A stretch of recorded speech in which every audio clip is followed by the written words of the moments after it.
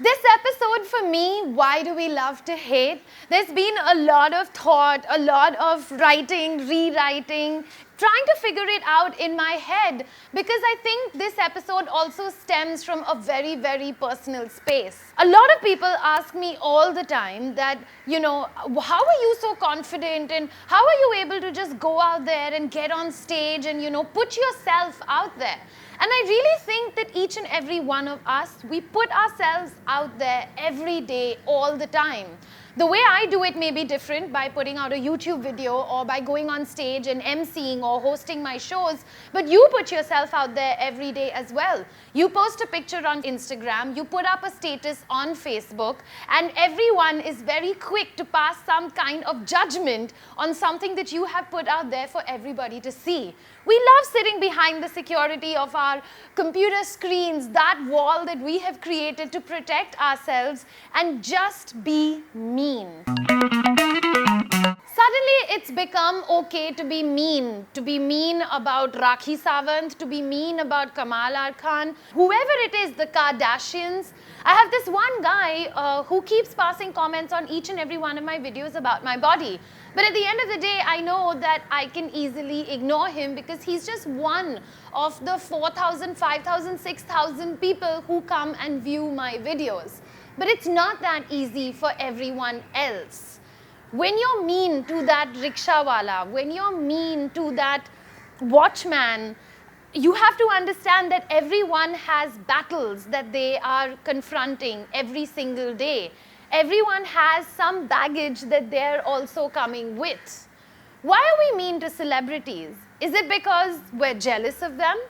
Is it because we see in them a very exciting drama life, a life that actually we don't really want, and so we're happy and secure in the comfort of our homes? Oh, I don't at least have all that drama in my life.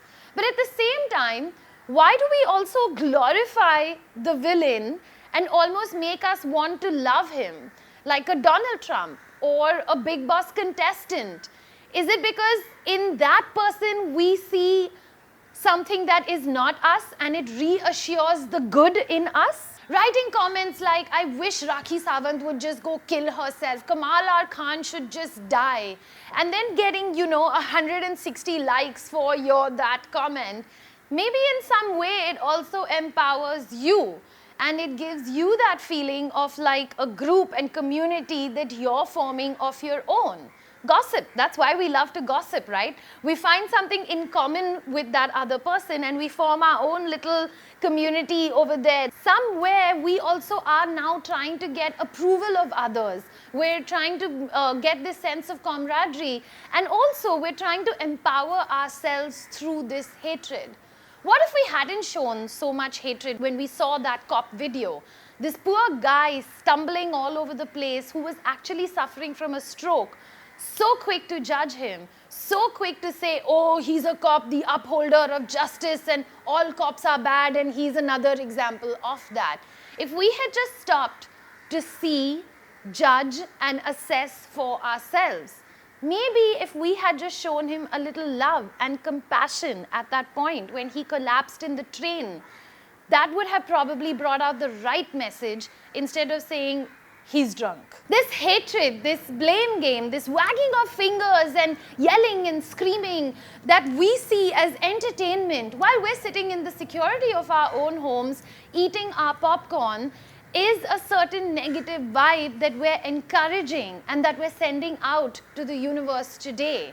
It's like this bad vibe that you're just allowing to percolate in society and especially around you. We've literally taken it to another level where when Microsoft released its AI bot onto Twitter, Twitter taught this bot in 1 hour how to hate. Tay had become this anti-gay, Hitler-loving, Nazi-spewing, sexually frustrated person, literally, because we taught it hatred for our entertainment. What is the solution to all of this?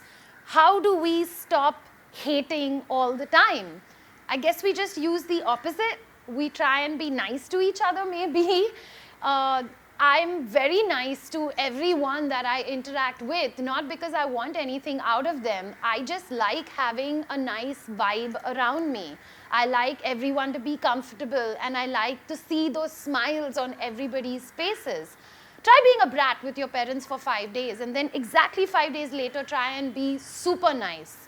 What kind of house would you want to live in? It's videos like these that really just come from the bottom of my heart, from my gut, from my soul. That one thing that is bothering me and playing on my mind that I just need to spew out to each and every one of you. And if you really agree with what I had to say, this chain of thought, then share it with all your friends. And if you've just joined us, I'm telling you, the tribe is an awesome space to be. We keep talking about this tribe and this place that we want to build, this community that we want to build of thinkers, of people who want to learn more. Let's also be the cool kids on the block that believe that there can be love in this world. That's it from me. I'm going to catch you again very soon. Ciao. The Bible is the most shoplifted book in the world. Dogs are mentioned in the Bible 14 times, lions are mentioned 55 times, and cats are not mentioned at all. We all love staying curled up in bed, crying, listening to love songs, and stalking your loved one on Facebook. But you gotta get over that moment really, really fast and try and get back to your normal routine.